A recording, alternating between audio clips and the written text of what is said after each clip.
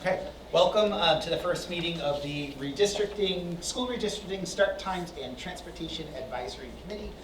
This is a temporary committee that we put together for purposes to look at redistricting of our elementary schools, as well as looking at school start times for all of our schools. We know it's a hot topic for high school, but also looking at school start times for middle school as well as elementary schools, because we know we have 2 tiers of start times at the elementary level, and then in addition, looking at transportation, because all of this, right, impacts transportation. So we have representatives from our transportation department here as well. Should be part of that discussion. So the first item on the agenda is to call the meeting to order, which we started. The second is public comment. Is there anyone from the public that would like to comment or speak? Okay, there's no one from the public. The next agenda item is to welcome everyone here and go through the purpose. So I'm going to go through the purpose first of this committee, and then I thought we could take time just to kind of go around the room. There's a lot of people here. We really wanted to make sure we had a good representation from the town, from family members, students, staff, and anyone else that might have joined, so that way as we have these discussions, we're really looking at all of the schools and getting voice from all of our community members. So, and we'll go around. If you can just introduce yourself, maybe just say like why you asked to be on it and what you want to bring to the committee. So first, just go through the purpose.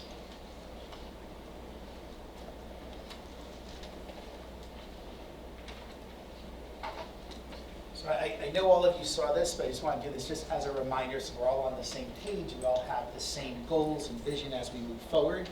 With all of our advisory committees, we do put together a purpose and set goals of why we're here. So I'm not going to read this verbatim, but basically we are charged to evaluate the current district, looking at populations of students at the primarily the elementary levels for redistricting, because we know we're overcrowded at the primarily the southern end of town, but even Forest Park is really close to capacity. Fishing Cove is, but we know that there's a larger problem at Hamilton. My past 2 summers here, every summer I'm having to talk to families and be the bearer of bad news that your child can't go to that school even though you moved there, your child's in kindergarten, because there's no space. And we've pretty much put that school at capacity using every single space possible to have additional classrooms there, and there is no more space. So we are looking at having to shift some neighborhoods from Hamilton down to like the Fishing Cove, Stony Lane area, and shift populations from like Fishing Cove, Forest Park to Quinnesset. And also look at how we can better utilize the Quinnesset Elementary School, because right now it's underutilized when we look. And I have some data that you're going to look at and you'll see that. Look at start times, transportation, what we need to do with changes in transportation, and any changes that we are looking at, keeping in mind how long children might be on buses, but also thinking of the routes. Because if we're moving a neighborhood, does it make sense for a neighborhood at the southern end to move from Hamilton to Stony Lane, or stay in Hamilton, because transportation-wise, it's closer for the students to stay there? Or looking at a neighborhood to go from Hamilton to Fishing Cove. So all of that will be considered. We'll also be looking at where our special education programs are. So we have representation from our special education, our student services department, because that's really important as well, is look at our programming and what schools our students are at for the programs that they need. As far as the goals, I do want to go through that specifically.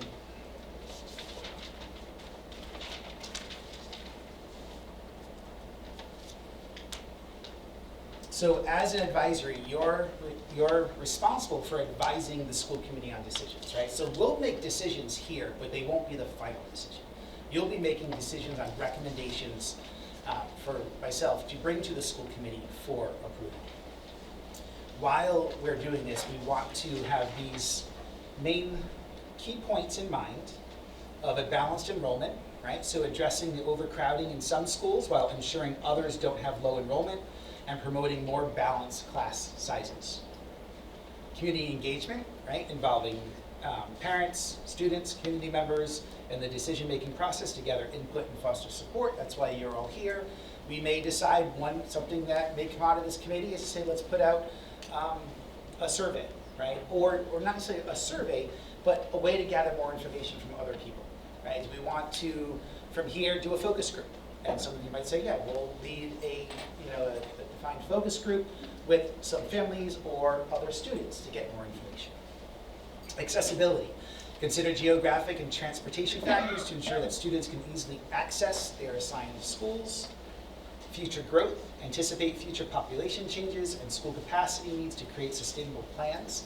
I've been in touch with Nicole Fontaine, who is our planning director in town. She's updating all of the building permits and information she has on new builds and future builds. That way we have the most current information to look at. We know that Reynolds Farm is expanding. We know that at Sub-County Trail, they're putting affordable housing there. There's plans to add affordable housing down at Whitford Junction. So all of that's going to impact population and growth and our schools in the next 5 to 10 years. Minimize disruption, right? Make transition as smooth as possible. We don't want to come up with a plan where we put something in place for next school year. It's not working. Now we need to make another change, right? As families, we don't want to do that. I live in the district. I have kids here.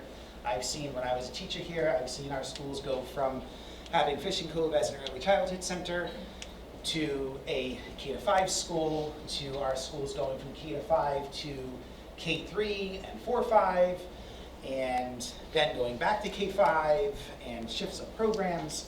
So in my past 24 years of experience here in North Kingstown, there's been a lot of change. And we want to make sure we can have consistent change for the future with smooth transitions. And some of it may have to be slow transitions as we go through this process, right? So in making recommendations for redistricting, we might realize that we're moving a neighborhood, but there's 4th and 5th graders at that school. They've been with their peers all along. We're not going to move them, but within that neighborhood, right, we're going to make a transition. So if in that neighborhood they have some kindergartners and 2nd graders, they may move, but the kids that are in 4th and 5th grade may stay at the school they're at, right? And so that's going to have to take careful planning because it's going to impact transportation, right? Also, we have to consider families. Does that mean in 1 year families are now splitting their children from schools? Those are things that we need to consider, but we have to think of those transitions as we move ahead with this. School start times. Consider the overall well-being, academic performance, and safety of students based on best practices of school start times. And we have students on board here, middle school students and high school students. We know every year, or I've seen every year, and I think others have participated in senior projects and democracy nights, there are always a number of projects and research that our students are doing on school start times. And in the past, the district looked at that as well. One of the challenges of when you start changing school start times, it impacts your transportation. Do we have enough buses in our fleet? So that's something we have to look at, as well as changing times. What does that do for after-school programs and sports and other schools? So once you change time for one school, how does that impact the other schools? So if we're going to change all our elementary schools to be on the same tier, well, do we have enough buses to do that? What does that do to middle school programs? So there's definitely a chain reaction that we have to consider in this process.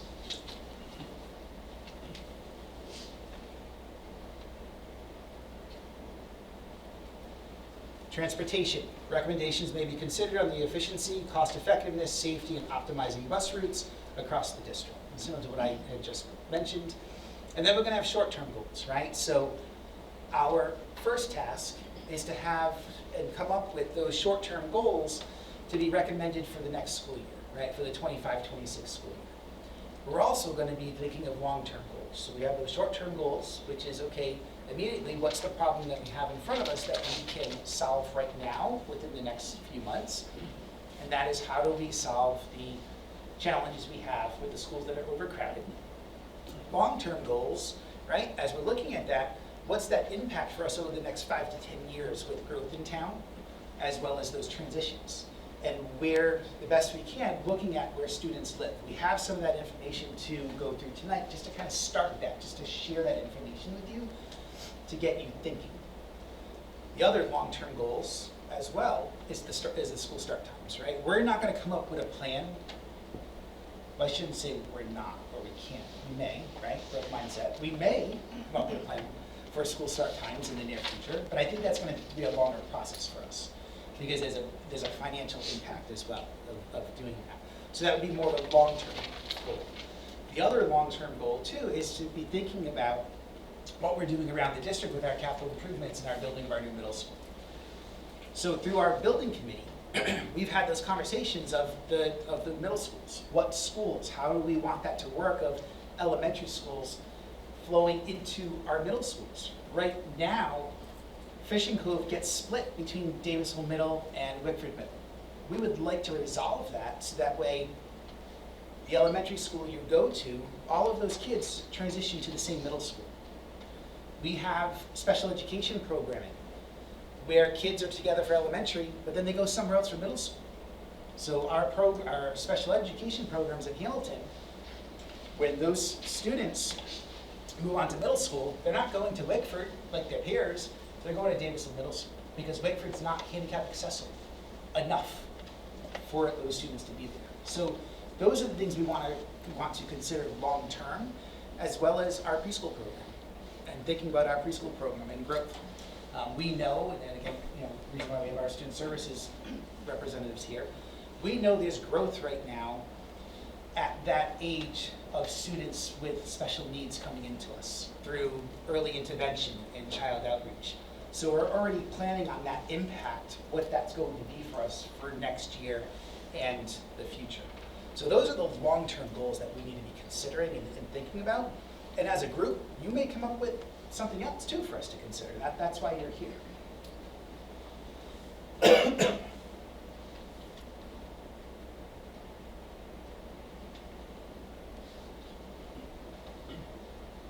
So I'm going to skip the advisory, makeup of the advisory committee because I already kind of talked about who's here, and that's why you're here. The meetings. The recommendation is to meet monthly. I think from us, we can determine if we need to meet more, can we do that, right? I know everyone has busy schedules. We also have other committees and committee work that a lot of us are on, so balancing that is important. But there are some decisions that are time sensitive that we're going to have to be able to make those recommendations to the school committee within a certain time. So there might be instances where we have to meet more than once a month. Hopefully that's not often, but we'll make that decision together because I know we all have to balance our personal life and what we're doing here and you volunteering your time. Any questions about the purpose, the goals? Okay.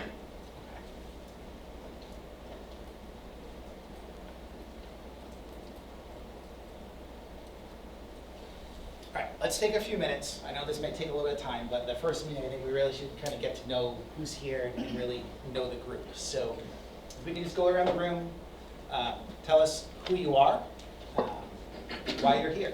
So if you work for the school department, what's your role and why you're here? If you are a parent, family member, what's your interests? Students, what's your interest? That'll help all of us kind of know who's here and get to know each other because these are going to be work sessions. We're not just going to sit and listen to myself speak or someone else. We're actually kind of split up into groups and do some works. We actually leave with goals and some really good decisions for the district. So Kenny Duba, superintendent. You guys know why I'm here. Michelle Hume, transportation. Ditto. I'm Jennifer Hancock. I'm a bus contractor with North Kingston Bus Contractors. Also a parent, and I grew up in this town. Lydia Sanhart. I work for the school department, and I oversee Title I for the district. Kayla Van Gordon. I have been a resident of North Kingstown my whole life, and now I teach at Quinessa Elementary School. Rachel Rinaldi. I'm a parent of 2 kids in Hamilton currently. Also grew up in this town. Was away for a while, made my way back, and so certainly have a vested interest in being here and happy to help.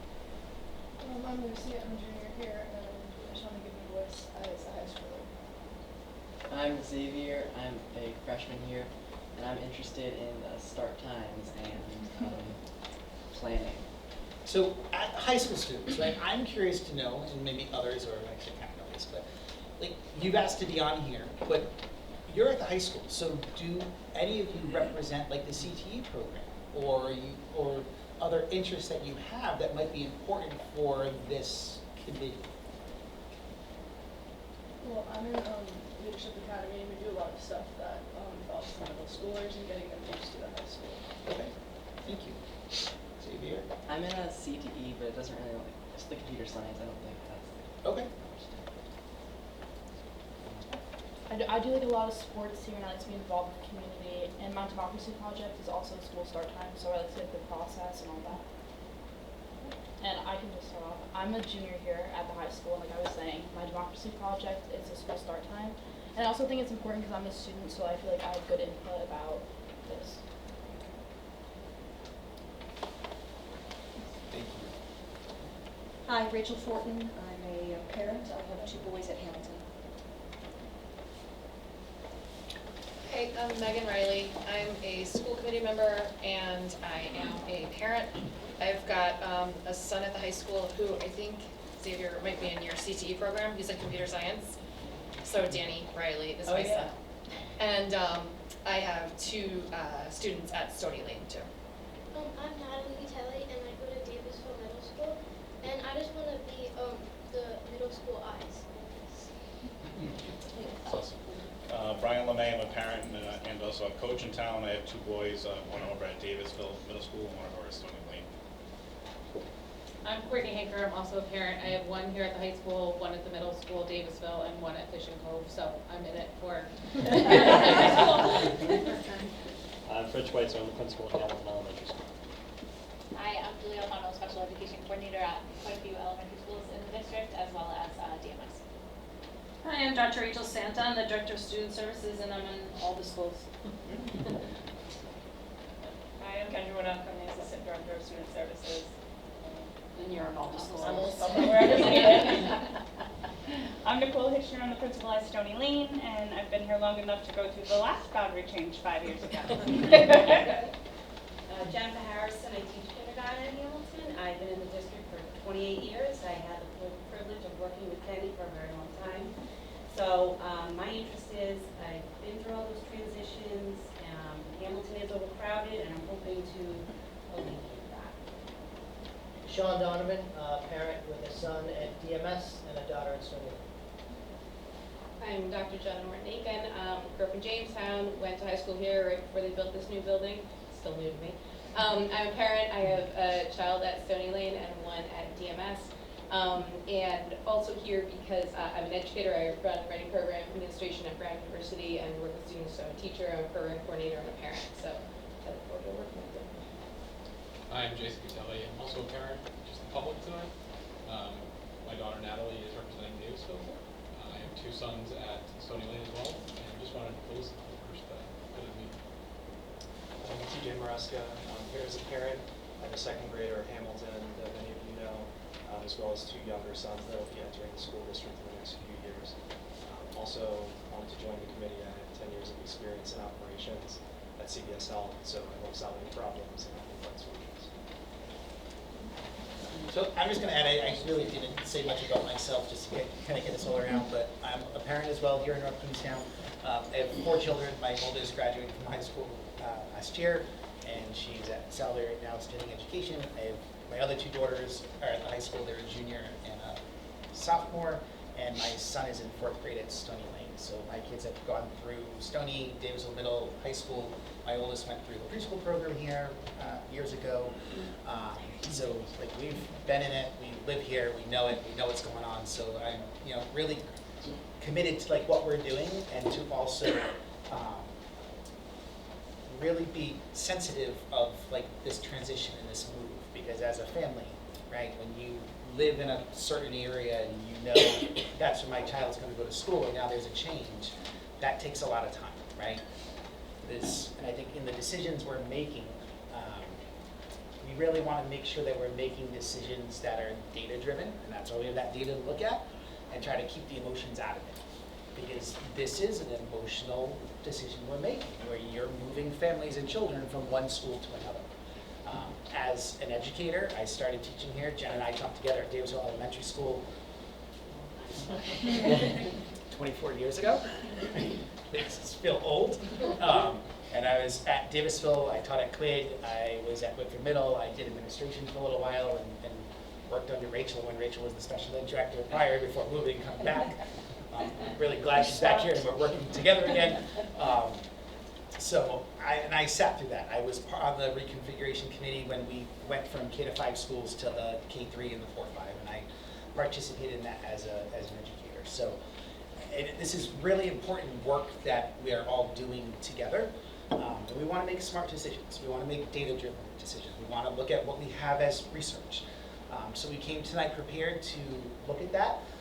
I don't have everything that I want us to look at because some of this takes time for us to gather, but we do have some data that we're going to start looking at. We have maps. I just want to thank Michelle for putting the maps together. She's our transportation supervisor, and she has all that information transversal, so she can pull up stuff and show us exactly where the students live. So, we're going to look at dots that represent kids, like where they are within the neighborhoods, which will be really helpful, and do that work. So thank you for volunteering. And that's some important work to do and decisions to make.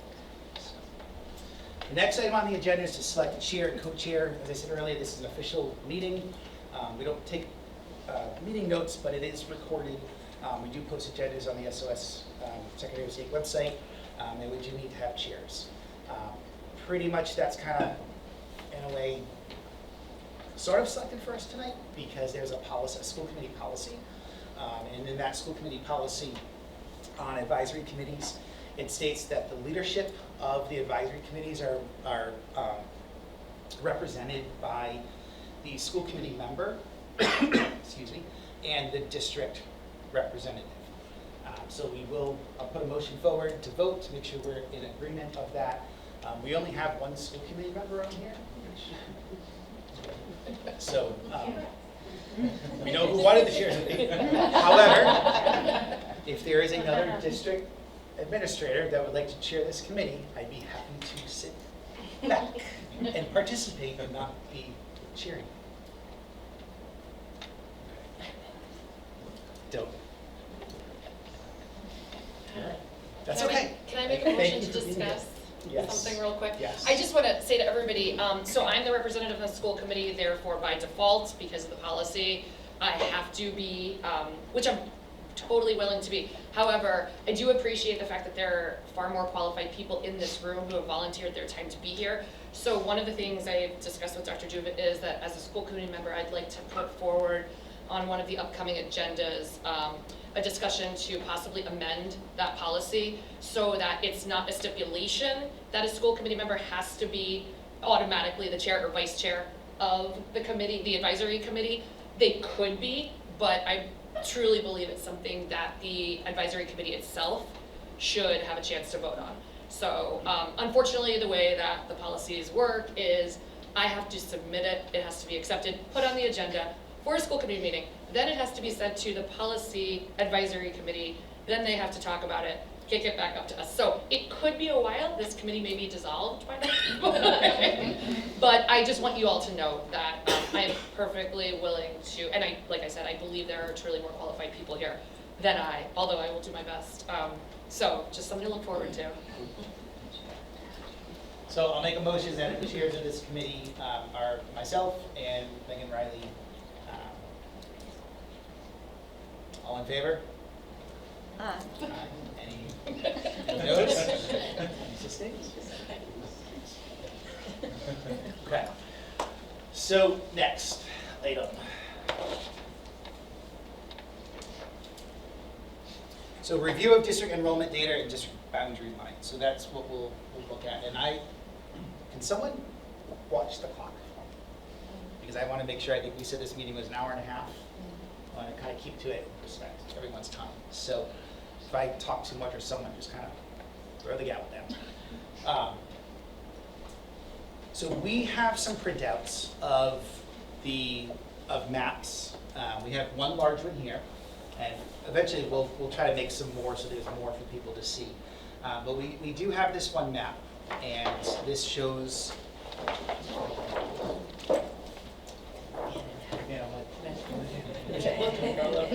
Okay, so what this is showing are the boundary lines for the elementary schools. I know it's hard to see from there, but we'll put it on the table and I'll give everybody some time to get up and kind of walk around and look at that. If you want to take a picture of it with your phone, you can do that. There's nothing here that's confidential. So down at the bottom, the purple is Hamilton. So you can see where the neighborhoods are that go to Hamilton Elementary School. Then in blue is Stony Lane. So Stony Lane's kind of on the side there, and then goes in a little bit into the map, but up over here. It's kind of a little bit of everywhere in that It's portion. only that little purple line. Yes, it's Yes. Hamilton. Yeah. There's a little line here. And then the area in red is Fishing Cove. So Fishing Cove is up through here. This is Fishing Cove, yep. That- All this that's is Fishing Cove, okay. yep. And then that is. That's Stony. that's Yeah. Stony Lane. It's just the This is straight Stony, line. there's not Right, much, okay. and then And here. then Fishing Cove. Mhm. And then up over here, this is Quonset, so that space right there.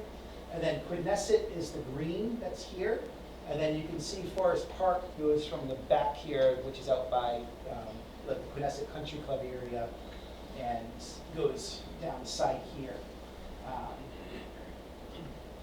So, did I do And something the else? bridge, no, I was just gonna say, one thing to keep in mind, this is Doug's Bridge right here, that's close. Okay, yeah, and so that's important to know, this bridge that's double split is, we say it's closed to school buses. It's been closed for a few years.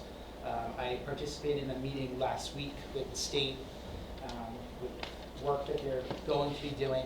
It's gonna be closed for a few more years. They have plans of doing bridge work there and bridge work up over by Route 4.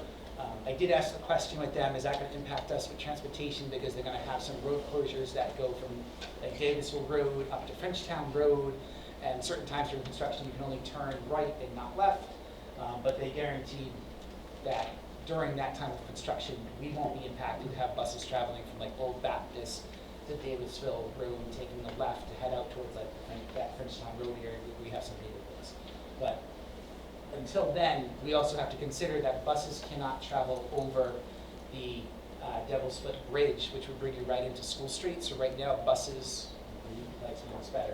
You have to go all the way around. So they will, if they're picking up students from like Old Baptist area that go to DMS, they can't just go down School Street. They're going out to Frenchtown Road, out by like that East Greenwich area portion, and going down by like Marshall's Stop and Shop, and then turning onto Post Road and coming down into School Street. So that adds on probably another 10, 15 minutes Easy. to that route. So those are all things that we have to consider when we're doing this, what that travel time is. And unfortunately, that's going to be like that for a few more years. So we'll leave this out, and you can come up, look at it, take pictures on your phone so that you have that in front of you as well. Dr. Dewar, can I ask you a question? Yes. So, when we live on the southern end in the Glen off Shermantown, when we moved here, and even prior, when I was a kid here, this was all different. So I'm just wondering, when we moved here, the Glen was at Stony, and then that made the transition to Hamilton at that time. And obviously, there's been a ton of building here, Meg. I'm just curious, has it been looked at prior? Like, those are the lines today. But do you have anything that shows what the lines were in the last redistrict versus the lines today versus Sort of layered, so we can layered, so see you the can kind of see progression. like if there's been work already done prior, even though populations have changed, right, and new. So, and I was just going to say that. Okay. So we do have the other maps to look at, I'm just but curious, they're yeah. older, so we can see that. So I do have that here, and Okay. I think it's what you were talking about over here, where Yeah. down by the Glen, it was at Stony Lane. Yeah. And Not if saying you- that's ideal, I just. Well, and I would just say, curious. looking at this, we were looking at it earlier. So if you live down in this area, right, you're now getting bused from down at the bottom, like the furthest southern portion in town, and going all the way up to like here. Yeah, no. Where that says SL, that's about where Stony Lane is. Versus, you're just cutting across to Hamilton. So those are things we gotta consider. Sure. Right? Like, I'll say this out loud. I don't think it's a good idea to probably move this group over to Stony because of the distance. But we have to look at every factor, right? We have to look at every factor of like population-wise and where it's best for those students to go, so that way, 5-10 years out, we're also not making another change. So that is it. Hey, two questions about this, right? One, is it within our scope at all to consider non-traditional transportation options, so something other than the huge yellow buses that we've all grown up on?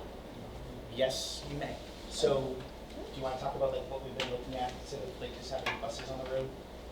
As far as like, Getting some vans that we've. for, well, primarily for like our students with disabilities, I'm also looking into like vans and trying to find other options to transport students, especially like students that we have that have to go out of our district, right? Also like McKinney-Vento or any other foster students. One good thing is we did buy a van. I'm waiting to get it registered this week, and it can go over the bridge.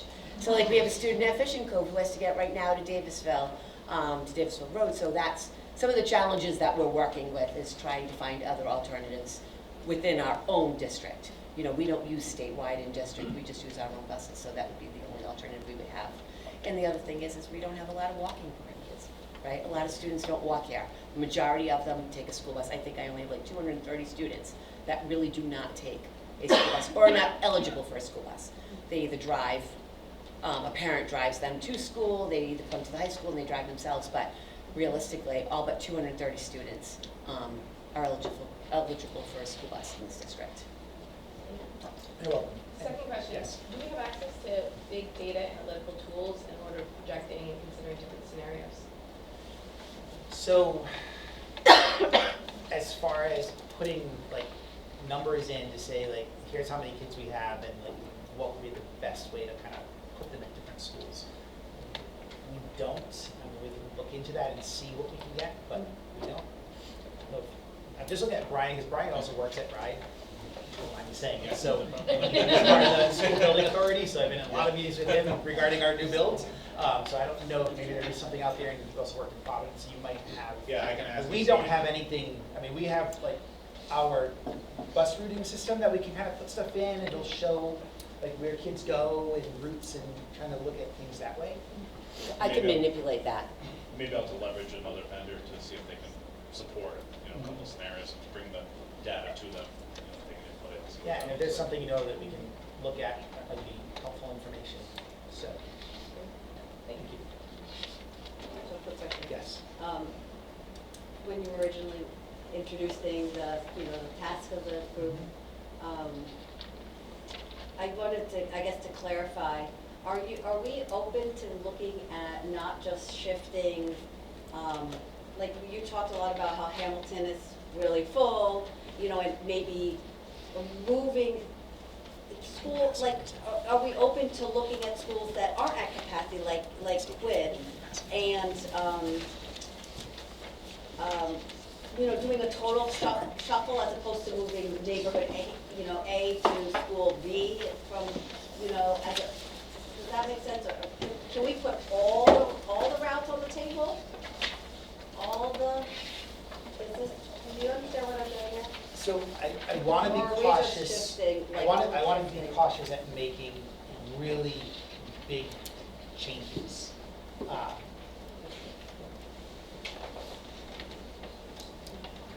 When you say shuffle and all. Well, that's what, I'm just curious, like, I mean, I know we have a crowding issue, and an almost crowding issue, and we want to better utilize the capacity at Quid, what you said.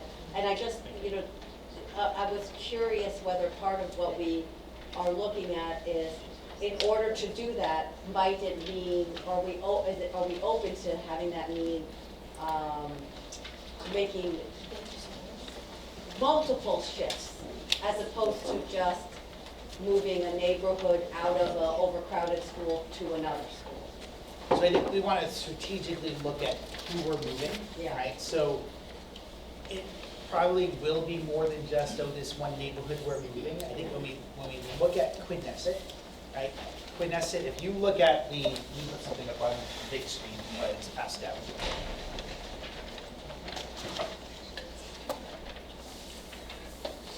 So if you look at the smaller document that just has that chart, right, that's showing all of the schools with, so the grade configuration, the square footage of the buildings, functional capacity, and aspirational capacity. Basically, what that means, your functional capacity is what your building can take on, but your aspirational capacity is based on RIDE standards of square footage per student based on the size of your actual classrooms. So the aspirational capacity is the capacity number we want to look at for each building. And then you have the current capacity, which is the row the column I have highlighted. And then the difference between your current capacity and your aspirational capacity, and then current classroom spaces at each building, and then what the utilization of that building should be according to RIDE. So elementary schools should be 95% utilized. When you look at Quinnesset, Quinnesset currently has 212 students. You can go up to 307, but we also know right now Quinnesset doesn't have walls. And for anyone that has students, I thought we had a parent from Quinnesset. No, I think we did, but it's not here. But even those that taught at Quinnesset, Kayla taught at Quinnesset, I was there, we have people that are in there, you were a student there too. Like, the dividers can move, right? So you can change the size. In our capital improvement plan, and what was approved, what we put forward and approved with the school bond, is to eventually build walls at Quinnesset and Stony Lane and the portion of Fishing Cove that's open. So we want to consider in building those walls, how many classrooms are we actually going to have, right? Because the space will get a little smaller because now you need to build hallways in between those classrooms. So Stony Lane right now currently has 20 spaces that are used. Some of those are enclosed because they're kindergarten, but those numbers are not counting art, music, right? This is just your grade level classrooms. Quinnesset has 12. We also know at Stony we had to put additional kindergarten classrooms because of the overgrowth at Hamilton. So we kind of got creative at Stony Lane and how to use the space. Similar with Quinnesset, the spaces there are large, probably the larger classrooms we have across the district because they can. So we're not utilizing Quinnesset to the best that we can. So thinking about a shift of neighborhoods, like, it's not just going to be probably like a neighborhood, but how can we better use Quinnesset? If we look at the area around Quinnesset, and also considering like kind of transportation, what, you know, how to get them there so kids aren't on buses for long periods of time, or that we have buses kind of traveling different crazy routes, right? So we'll be looking at, kind of visualize the area of Quinnesset, that it's at the eastern, so the eastern side of the town, right?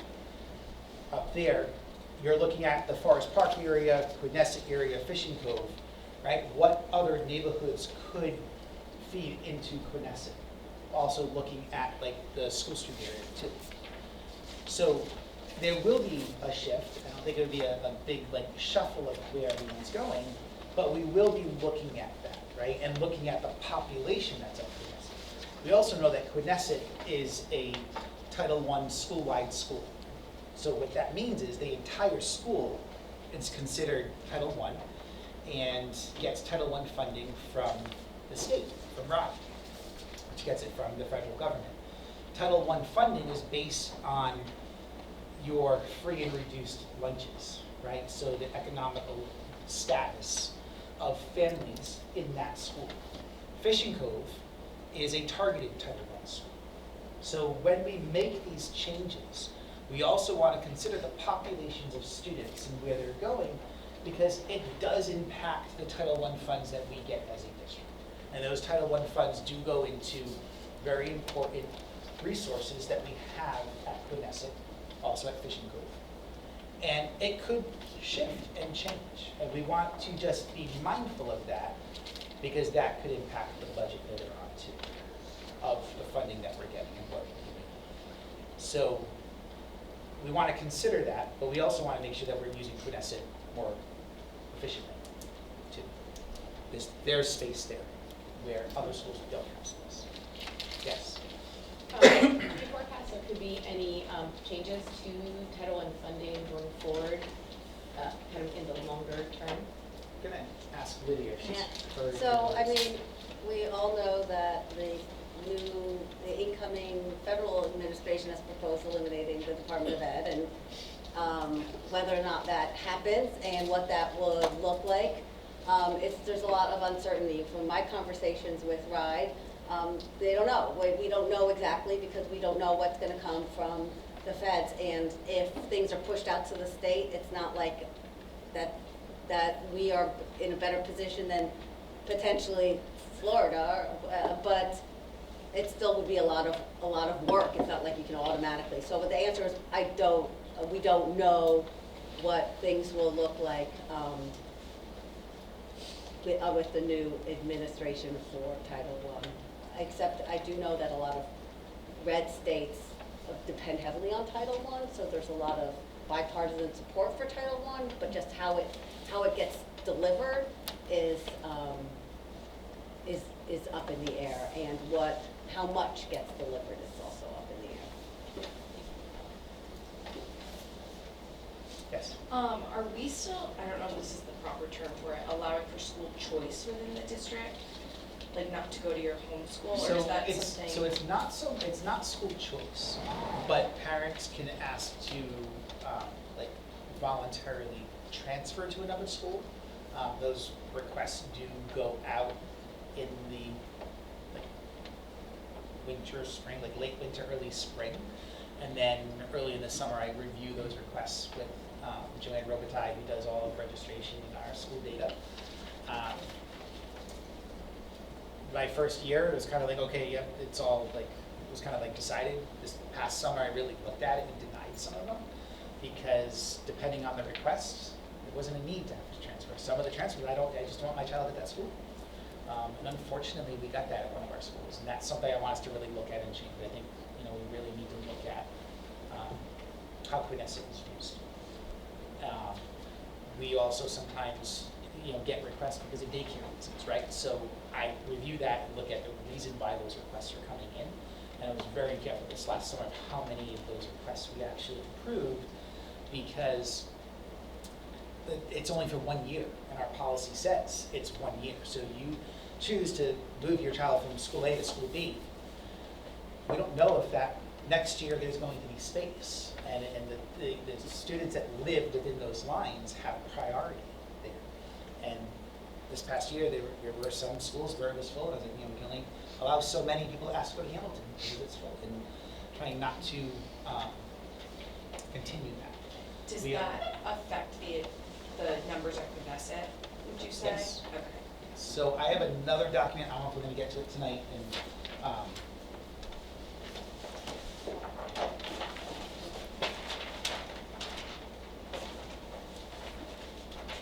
a few copies, actually, she needs some copies. So I have the projections already for next year, and when we do the projections, we project out putting the kids back in the schools that they are districted to. So even though you said, hey, instead of going to school A, I want to go to school B, we start the year off putting everyone back at their schools so we can look and see what is that look like. I don't have the K numbers yet, because it's still a little early to even have that information put into that document. But we do put all the kids back into their home schools at the start of the school year. Yes? We also make sure that we have spaces for our students who are in special ed programs in those grades. So it's not just the kids that are normally in that building. If they're in a specialized program, we have to make sure they have a 5th grade spot or a 2nd grade spot. And actually the lack of spots limits my ability to place kids where they need to be some days. Just In to the get creative. projections and available spots as part of the plan for the advisory committee to advise on what those numbers maybe should look like in order to eliminate incoming kindergartners who have siblings in higher grades to not have to shift to another school potentially. Do you mean for the voluntary transfers? No, or I'm just saying as we kind of look at what the new lines will look like, right? So there's number of available spaces left in the school based on capacity at 95%. Is there an opportunity to include sort of a projected number so that siblings don't potentially get Yes, separated we can- 2 years from now. Nope, and that is what we want to look at too, Gotcha, right? We okay. want to look at who's going to be coming in so that way we know when we make this shift, this change, Sure. we're not having to make another change 2 years later, Gotcha. hopefully. Yes, Are the grade configurations mobile at all? I'm sorry? Grade configurations, the elementary schools currently are all K through 5. Mm-hmm. Is there any opportunity to say take 5th grade to the middle schools? So that was already looked at when we made the decision of how we were doing our middle school, so no. We already considered that, and previous committees considered that in the decision of keeping K-5 elementary and 6 through 8 at the middle school. Good question.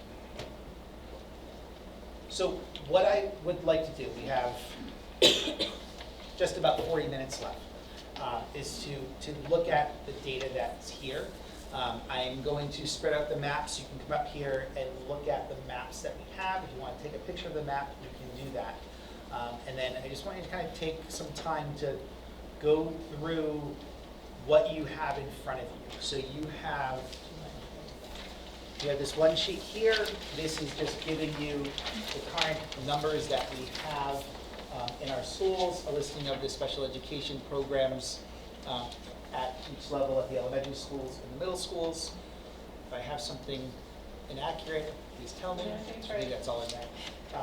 And then the chart down here, this came from our recent data that we have from Flow Analytics with projections.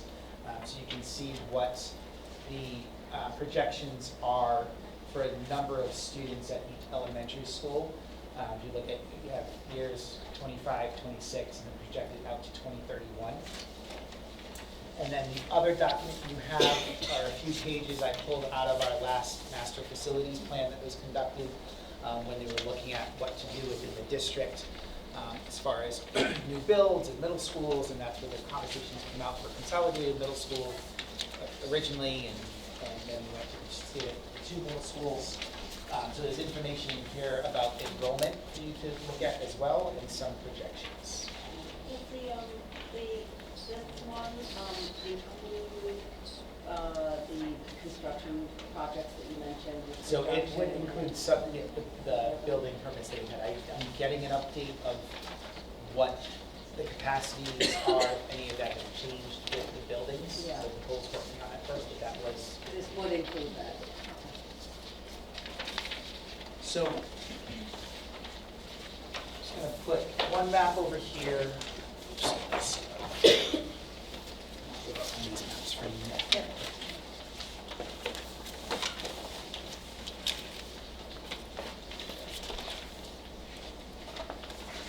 Was the recommendations, the number of students per classroom, That's, per grade come from RIDE? so it actually comes from our teacher contract. Okay. And it's looked at best practices.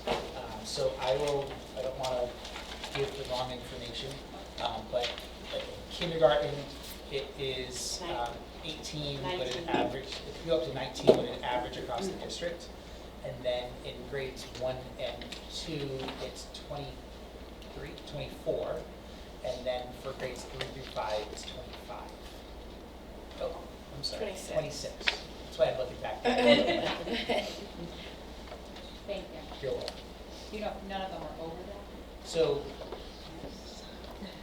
I think we have one classroom in the district that's over. Okay. And that's typically a decision that's made based on needs of the student and why they need to be at that school. It's not just putting a class over. Thank you. So if you want to get up and look at the maps are here. This is old lines. These are the current lines. If you want to take a picture, you can. And then I'm just going to ask you to kind of look through what's there, the data, and like what does it tell you? Okay, so think about like what does this tell you? What questions do you have? And what do you wonder about it? I'm going to pass out some Post-its. You can kind of put that down, and then I'm going to put up some chart paper so you can put that up there and kind of look at what information you're gathering from that.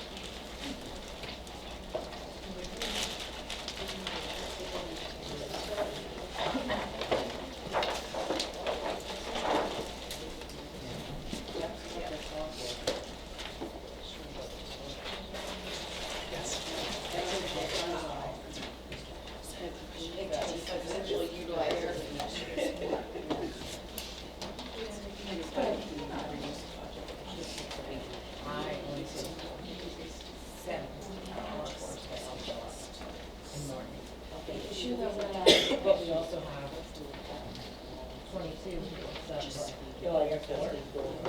Oh.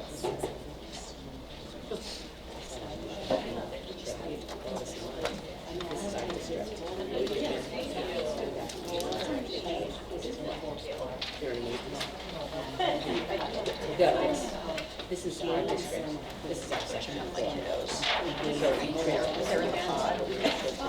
Yeah. You're sitting in the pod.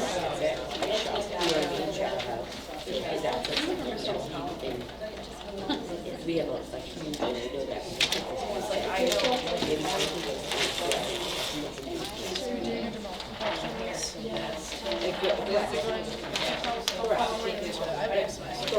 Correct. Yeah. But I I'm so late. But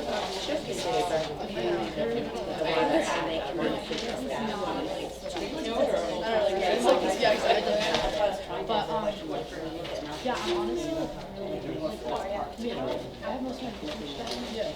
And like, you know, there's a problem. Yeah. Right. I feel like yeah, right, that's what he's saying, but that's why I was asking. I know, I have no idea what to do yet. Yeah.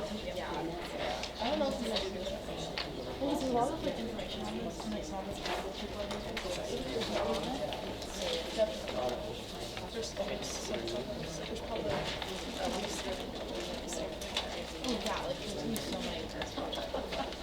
It's a big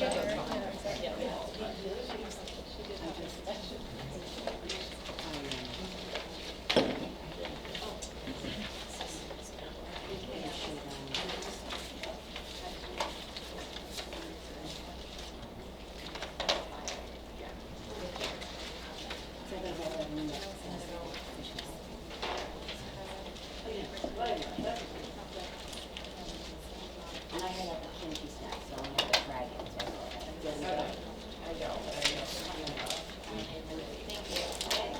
You didn't introduce yourself. I know. Don't I think noticed you're- that. She stepped back. I saw what she did there.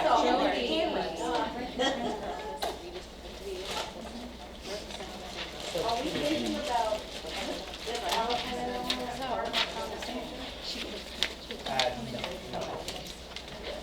I mean, we'll get there, but not right No, yeah, okay, I just, as a space, so I didn't know. now. It is, so I mean, it is definitely a space. Yeah. But it won't be like, we're not thinking like, there's no dog or pooping trees in here, it's open space. But that's not part of this conversation. I thought, I Go in just. there tonight. Are we always gonna meet here for this? Probably just because space it works for us. We don't, the conference room at Vermont is not. Right. Oh, and another thing is, do you have the exact, I'm just thinking, do you have the exact? I thought it said 21, but I know some people added. 26 kids involuntary transfers right now. Yeah. I'm sorry. A lot of districts have hired. Yeah. Thank you. But that's not our policy. That's not the voluntary. Those are the ones that we had to do. Their own district. Out of home district, not out of district, on district. Oh, no. That's like the Hamilton kids that Go to Stone, or go to, or go to, yes.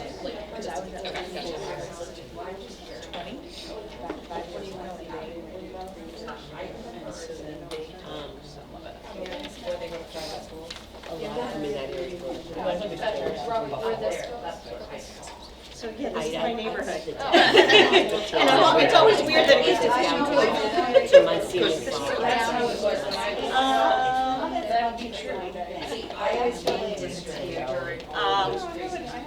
You know where we get, you know what, honestly, you know where we get. You're welcome, makes you feel better? Both sides are kind of like, sure.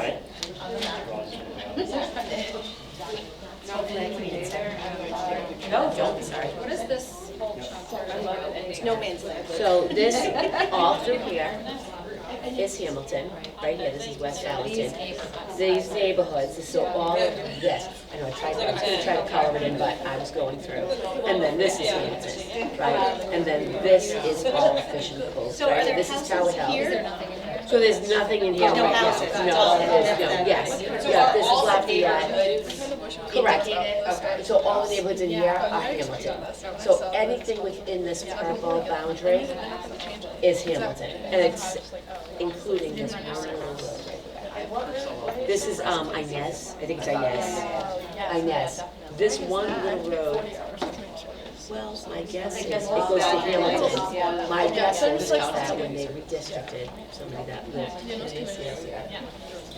There was a lot of. Listen, I grew up here, I get it. I remember. I went to Woodford Elementary. I wish they'd open it back. This is no streets, these are all streets. So like if they're living here, they're going to Lafayette, they go into Stony Brook. And like I said, this is a big deal right here.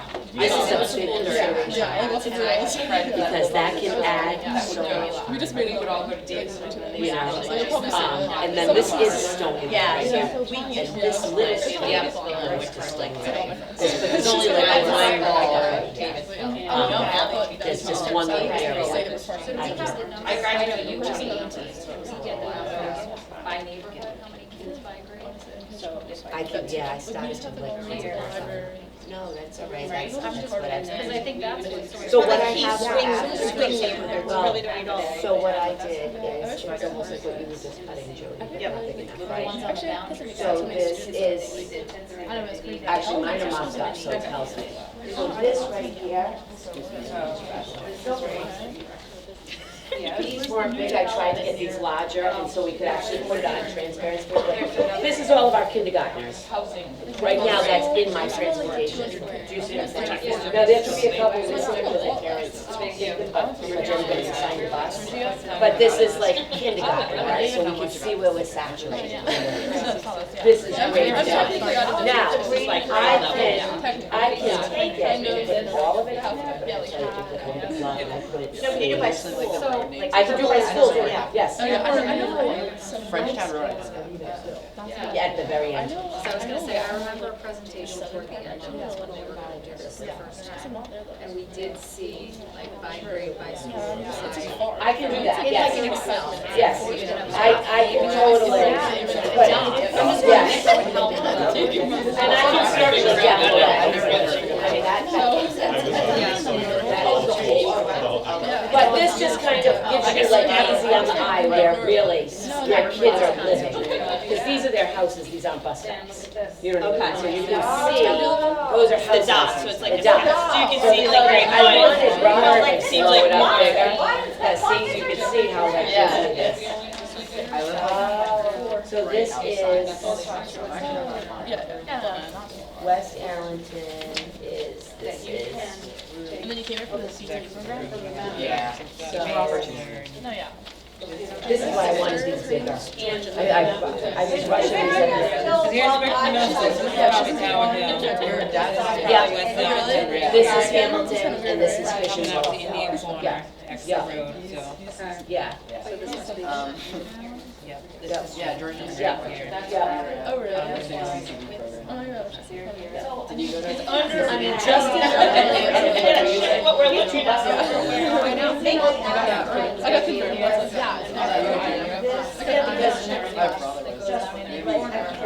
because it was just so busy. And this isn't even 50 minutes on it. I just started getting that. Yeah, like I which one she said? Carving out, like, Wait, is it only Hamilton here? Oh, wait, no, I didn't know. Correct. for quick, and these are outgoing areas. Look at I'm like, because when I first started driving, I did get on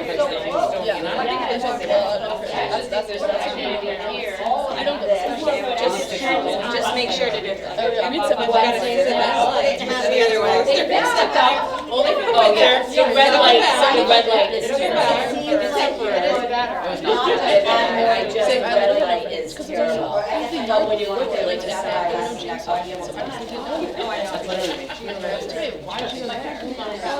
Another where they go back. Yeah, right. Yeah. Transportation wise, what's not feasible for like the companies on an industrial, two different start times. So, they really are. Yeah. I did. So these two have, so this, and this obviously the leader, and Quinn and Bishop Cove are the two earliest. She's a kid that used to go to Forest Park, because that cutoff, they all ended up. I know Stony Area used to go to Forest Park. And is that because you can't cross the bridge? Get rid of the bridge. I don't know. Were you ever, Jen, were you ever one? Yeah, because this is back by like domestic country club. Yeah. That really is, it's Even in my, quintessential. where I come from, But almost comparable size-wise. No, No, this this is is like, like, this is the yeah, winter, that's the what back makes it you row. still have to have two. I was a kid.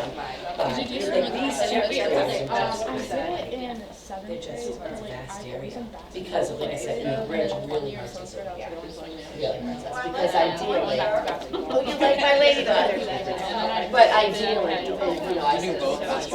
I think it's really hard, so what kids do you take? You're gonna take these kids that live right in Fishing Cove neighborhood and Correct. pass forward.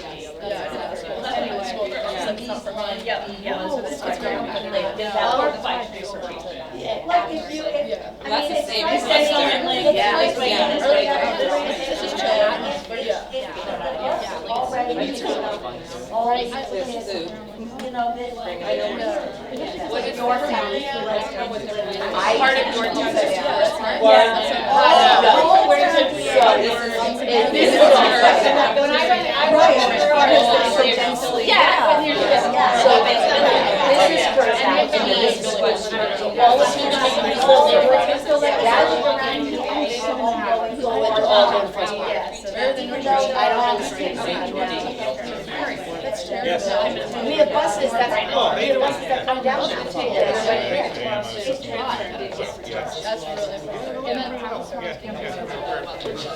There's a lot of housing, it's not one house, it's a cluster. We have a really map. They're amazing. Who is she, Libby Hill? No, you don't get any here. That's your population density.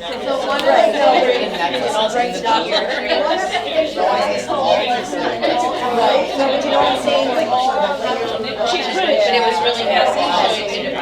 And for clubs, if we was trained and understood it, we could actually take it. Their buildings, so where's Walmart out here? I moved up. All right.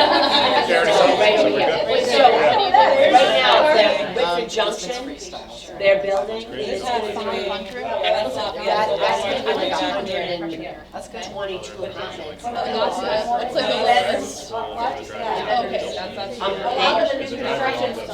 One to two, I'm saying. Now, the other development they have going, you know, we're done with at the point, they say they're putting in senior housing, but you know that regular rent is always gonna take maybe their quarter to salary child.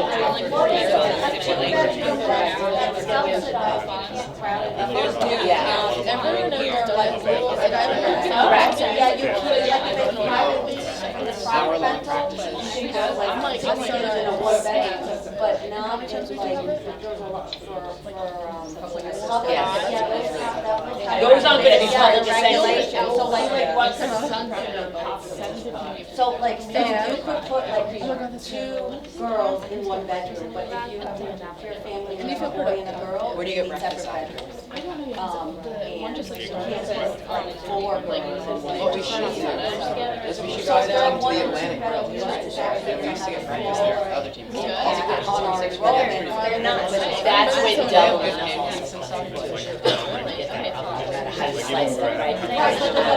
heard, yeah, the girls, we have 20 kids last Well, over that area. The kids were- And most of them, yeah. Do you ever see the kids? Oh, yes. But they're not. But like, last That night, needs to be in the Yeah. journal. Oh, Correct.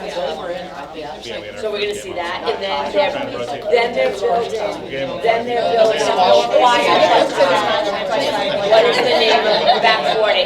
Yeah. Those are all set. I've been in like their gyms to like do basketball. Well, there's new houses at the old Or it's like, I played soccer. like the nursery, these four already up. Yeah, that's why I'm. For the back 40, I have my office. I have the Winter Junction at my office. The one at the point, I don't know that it got by any of the TRC. I don't know what that one. Nicole is always very good about people, always great about having me. She sits on this, the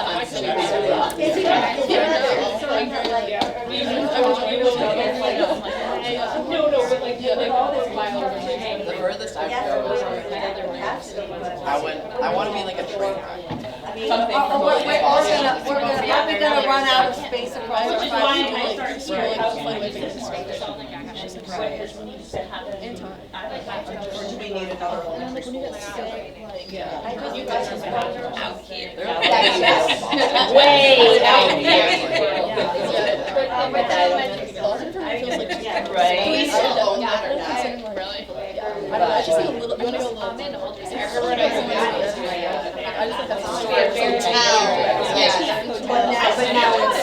But now it's more bold and you can't. I know, Right. so, but you have to wait for I don't know how you do that.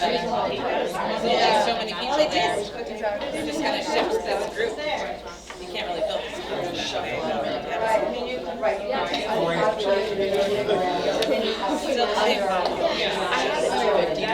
It's saying, how can we get some of these kids in there? This one, it started My out. friend just passed her test. Yeah, it's hardship. I grew up on Townsend Road in Jefferson. Now my kids, I went to Hamilton. My kids went, I transferred them into Stony, they got kicked out the next year.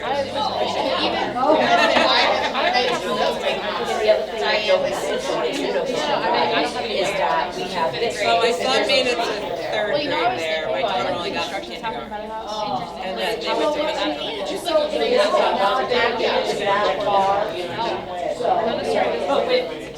We used to really, you couldn't absorb any of Stony, so here is Reynolds Falls, right off the coast. Yes, we could go there.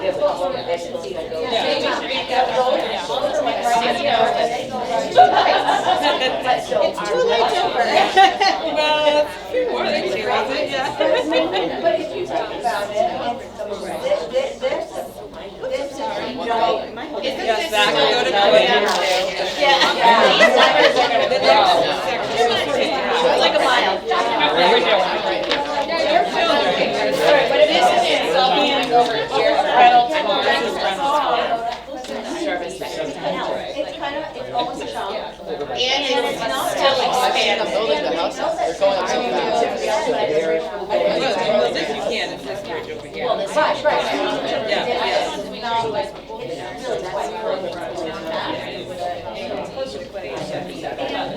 You do. They've taken so long to you know, but I just, this First part, or that's it. I said something to Maureen. Like, if we were to take this, I would just go north in this area, Because you have that work. I wonder how, if we were to trade. Wait, how is that invested? do you know what I mean? You either have state and That would be more efficient. And it would, rather than just putting no one else on. We're all, yeah. Give us 1 minute, Joe. You gotta take it. No, but if you take this out of code, If we could nest it. So they're going to I can see some of it here. I know I live in South. Like how many kids are here?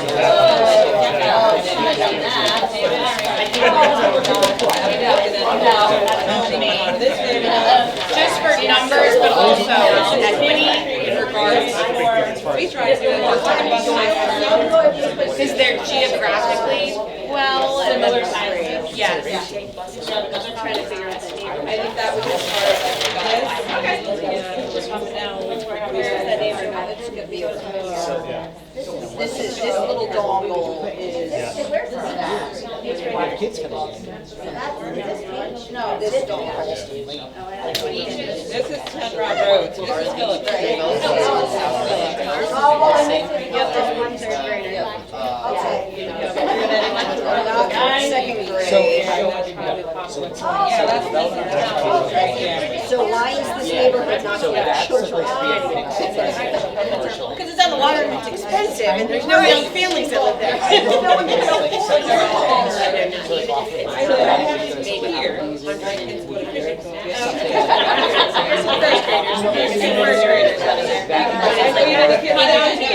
You never know, 2 first graders over there.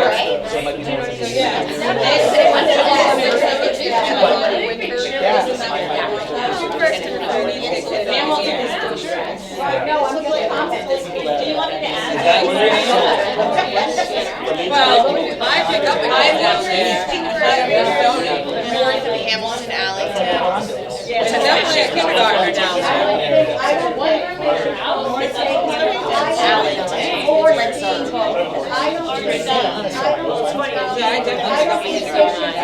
So when I was in my last, I was in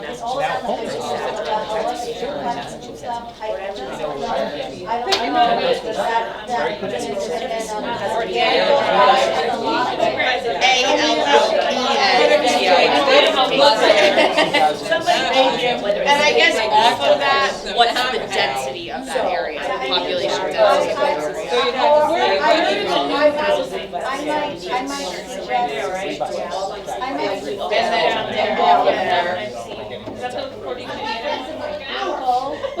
We were wondering because I'm concerned that Vision Cove could absorb all of this, but if we're getting rid of this, then Daniel Drive has a lot of. So Daniel Drive.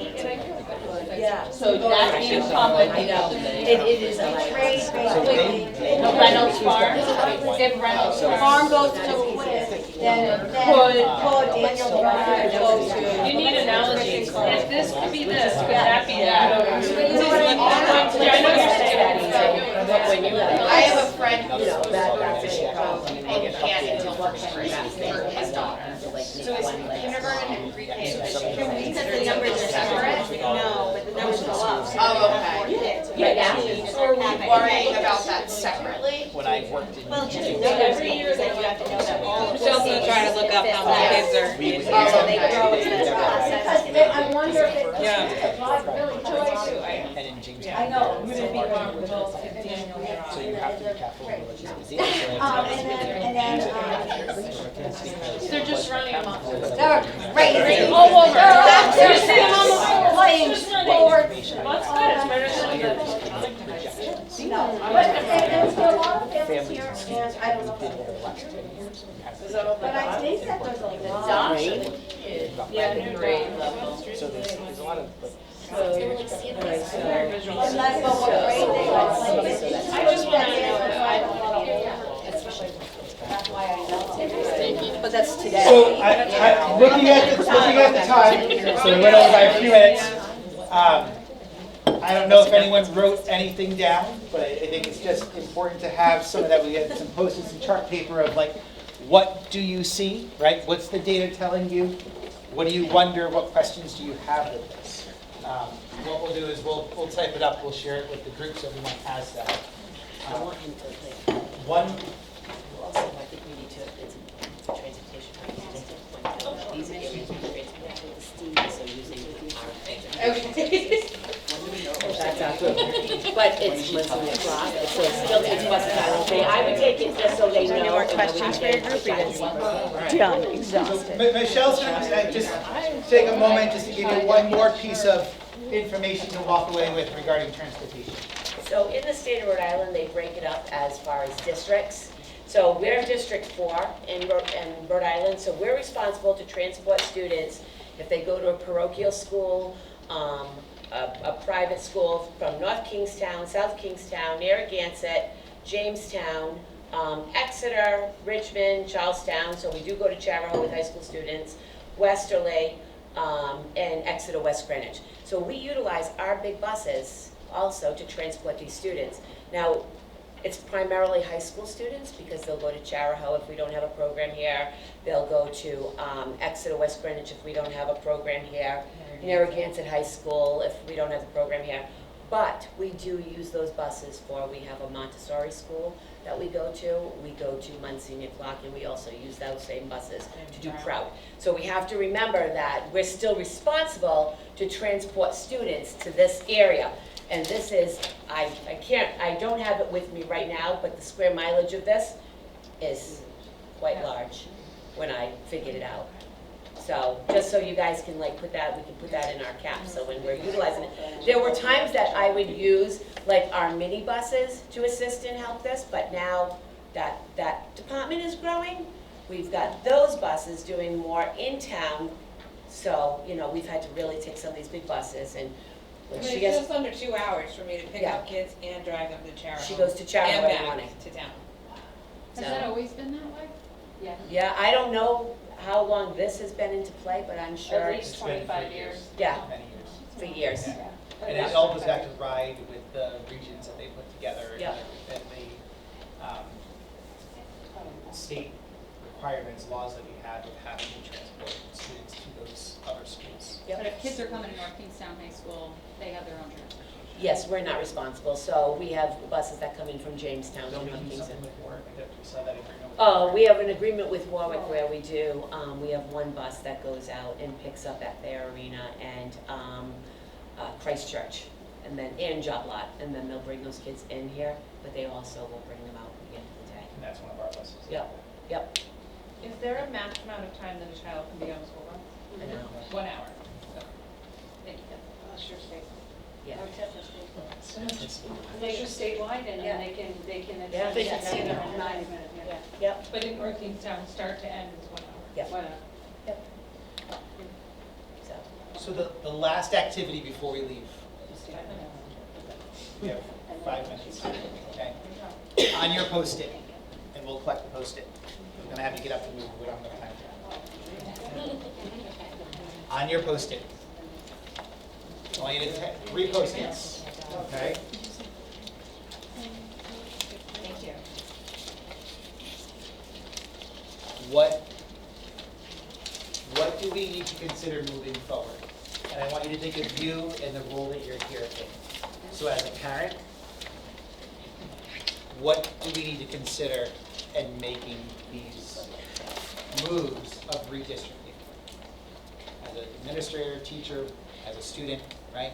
What is it that we need to think of and consider? Something that I might not be or someone else may not be thinking.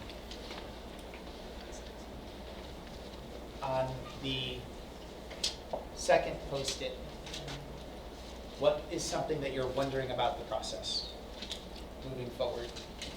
And on third, what is more information that you would like to have or have us consider bringing to the table? I'm wondering about the process. What's some information you'd like to have us consider? More. Yeah, like data, research, or just information that you may not know that we might. More information. to consider. Hold on. Yes, she does. Yes, it looks right. And if you could just number your Post-its 1, 2, 3, so that I can organize it. Is that this right here? Is that Dana Drive? So right now, wondering 2, 5, 6, plus 3 is 9, 15.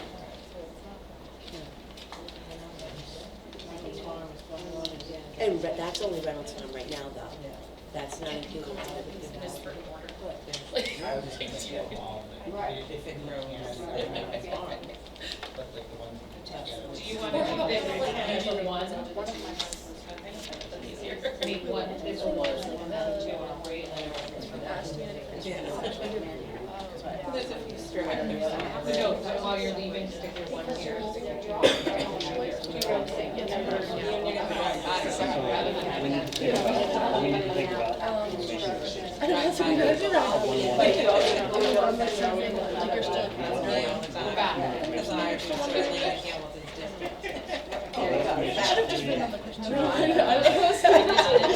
are those test taking skills. Like, should have. What is it, number the posters? 'Cause- Yeah, 1, 2, 3, and then just kind of put it up as we. You want our names? What else, what other resources or things would you? 2 is more information? 2 is one type. What do you want? 2 was what you're wondering about the process. And then 3 is what's more do you need to have more data, research, information? Is there something else you'd like us to consider bringing to the table?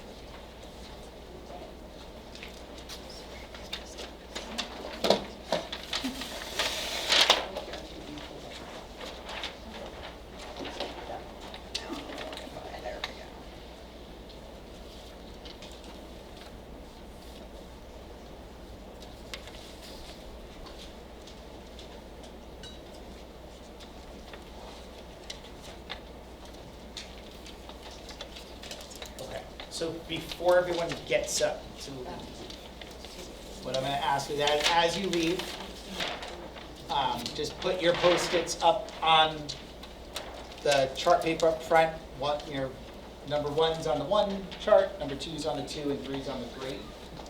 And that way it's organized, and we'll type this up and share it with everyone. I know originally when I put out the request for members, I gave 2 meeting dates. So I was trying to be organized and everything. The second meeting date, there's a conflict. There's another advisory committee meeting around that day, around that same position. So I'm going to suggest, I hope no one's upset, that we wait to have our next meeting until January. Because with everything happening next week, I honestly could not find another night where I could like see what we don't have happening here in district to have this. And I don't want to cause a conflict with the other advisory committee that's happening on that night. It was the So- 18th. What? It was the 18th. It was the 18th, but there's a DEI advisory committee. So would us coming back the second week in January be a problem? And I'll put an email out with a date. But is the second week in January, like, So the 14th and the 15th are out because we've got school committee and then 15th is building sub. So it would, 13th, 16th, 17th. The second, second full week, or the first is a Wednesday? well, I'm looking not having Oh, I to, guess I said the third week, maybe I was thinking, no, it's not. The first is on a Wednesday. Yeah, okay, yeah, so the second full week, we have Tuesday, Wednesday meetings. Don't have to do Monday or do the week. Right, exactly. Yeah. And maybe the week of the 6th? The yes. first full week of Yeah, January? so that was the week I was thinking of, so that, not the week we come back from break, but the week of the 6th.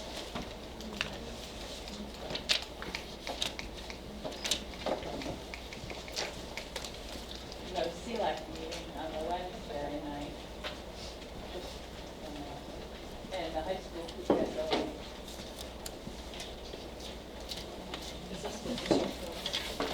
There's also wellness on that night too. Kind of a lot on Wednesday evening, so maybe you keep it. Yeah, no, we won't, and I have another board meeting I have to be at too. So Tuesday the 7th, I mean, I'll put this email out, but does that look like a conflict for anyone? So our meetings cannot start any earlier than 4:30. So, did this 6 o'clock time work or earlier? How many people are available to meet earlier than 6 o'clock?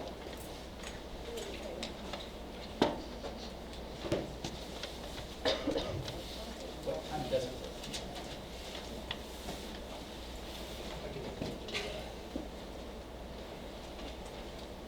If we say, I was gonna say, that's gonna be, so what if we say 5 o'clock? 5 o'clock? Can we order pizza? Well, I was gonna say, we'll get food, because District technology meeting. 5 o'clock to 7. is that, Lock in. I'm just.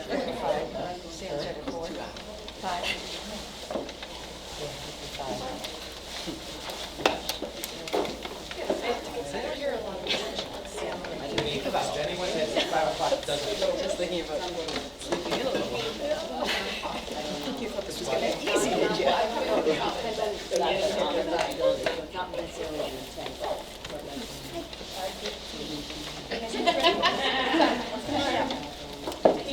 You're gonna go down there? Okay, let's go back Oh, that's a neat thing. I'm a couple of kids day of, like. All right, so I just want to thank everyone for coming. Really appreciate it. I hope this worked. I feel like this was meaningful tonight to get this information. What you have, you can keep, so keep that together. Bring it back with you for the next meeting, so that you have that, and I'll always have it to put up on the screen. And I'll get an email out, so our next meeting will be Tuesday, January 7th at 5.